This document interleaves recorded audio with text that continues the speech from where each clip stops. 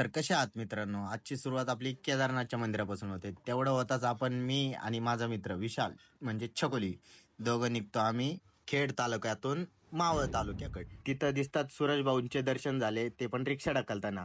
तर घाटाचा रस्ता होता म्हणून रिक्षा ढकलत होते. तेवढ्यात देवा आपले कूलर घेऊन निघतच होते. मग तेवढ्यात आले नवरी आणि नवरदेव.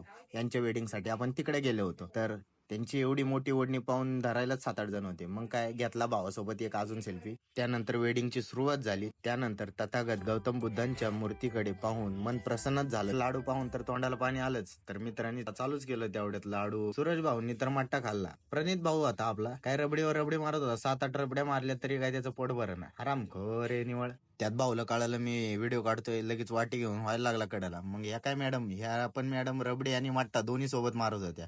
तन्वी मॅडम बोलले की सूरज तू एकट्यानेच म्हणतं पिलास, मलाही आण. मग काय सूरज भाऊ लगेच गेले मठ्ठा आणायला आणि मग आम्ही सगळे बसलो जेवायला.